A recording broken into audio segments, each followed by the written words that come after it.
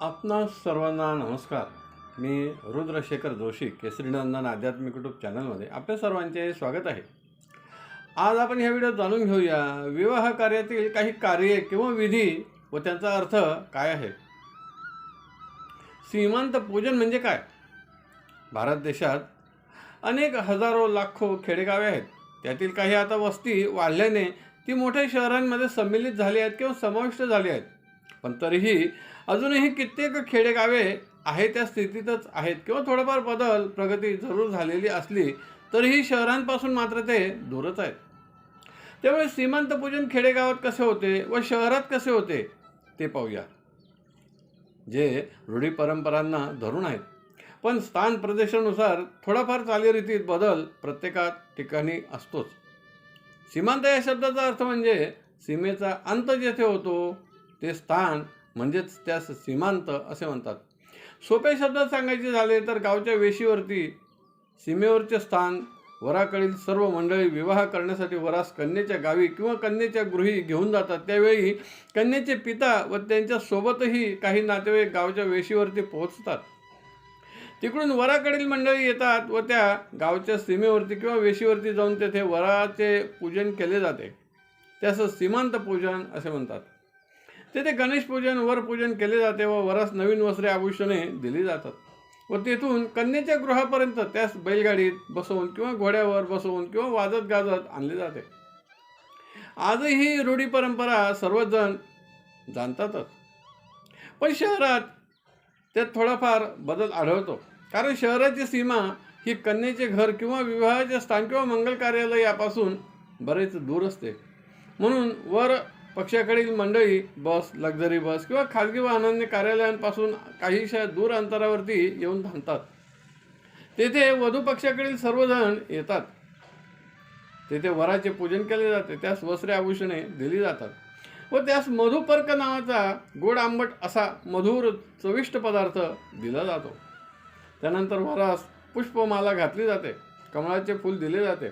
त्या व्यतिरिक्त वरासोबत असलेल्या ज्येष्ठ श्रेष्ठ व्यक्तींचा देखील गुलाब पुष्प देऊन किंवा माळ घालून स्वागत केले जाते. यावेळी वरास जो मधुपर्क नावाचा पदार्थ दिला जातो तो का देतात, तो कसा तयार करतात याविषयी जाणून घेऊया. मधुपर्क हे शब्दातच मधूचा म्हणजेच मधाचा उल्लेख आहे. ज्यात मध आहे किंवा मधू आहे त्यास मधुपर्क असे म्हणतात. हा पदार्थ कसा तयार करतात? तूप व दही एक भाग व मध 2 भाग घेऊन ते एकत्र करावे, त्यास मधुपर्क असे म्हणतात. मधुपर्क हा एक अतिथीच्या सन्मानार्थ करावयाचा विधी आहे. आप्त, ज्येष्ठ, स्नातक, राजा, आचार्य, सासरा, चुलता, मामा अशा श्रेष्ठ व्यक्तींच्या आगमनाच्या वेळी देखील हा कार्यक्रम केला जातो असे आश्वलायन गुह्य सूत्रात सांगितलेले आहे. तर ब्राह्मण, वर, राजा, प्रियजन व स्नातक यांच्या आगमनाच्या वेळी हा कार्यक्रम करावा असे कात्यायन सूत्रात सांगितलेले आहे. हा पदार्थ विवाह कार्यास वरास देतात, तोही आगमनाच्या वेळी स्वागत करताना. त्याचप्रमाणे हाच पदार्थ अन्य वेळी देखील जेव्हा आपल्या घरी ज्येष्ठ श्रेष्ठ व्यक्ती, साधू संत, महात्मे येतात त्याचवेळी त्यांचे स्वागत करताना पाद्य पूजन वगैरे करून हा पदार्थ सन्मानाने दिला जातो. त्यानंतर फूल किंवा हार अर्पण करून आदराने नमस्कार करून येण्यास सांगितले जाते. आयुर्वेदिक दृष्ट्या जर विचार केला तर हा पदार्थ आंबट गोड याचा सुरेख संगम आहे, ज्यामुळे तो चविष्ट व उत्तम होतो. त्याचप्रमाणे मानव जीवन आहे. मानवी जीवनात कडू, आंबट, गोड, तिखट, तुरट, खारट ह्या 6 रसयुक्त पदार्थांची आवश्यकता असते. पण त्यातील कडू, तिखट, खारट, तुरट अशा 4 चवी ज्यात नाहीत, फक्त आंबट व गोड अशी चव दही व मध व तुपातील स्निग्धता हेच दर्शवते. तुमच्या जीवनात व आमच्याही जीवनात गोडवा कायम राहावा व तुपातील स्निग्धता दर्शवते की तो कायम टिकून राहावा किंवा असा हा श्रेष्ठ पदार्थ आहे.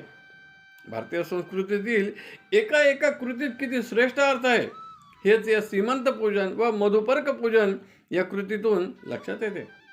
ही संकलित माहिती हिंदू विवाह संस्कार या ग्रंथातून संकलित करून या व्हिडिओत प्रस्तुत केले आहे. आपणास आवडले असेल तर जरूर लाईक करा, शेअर करा आणि व्हिडिओच्या खाली असलेल्या सबस्क्राईब शब्दावर जरूर क्लिक करा. धन्यवाद. नमस्कार. जय केसरी नंदन.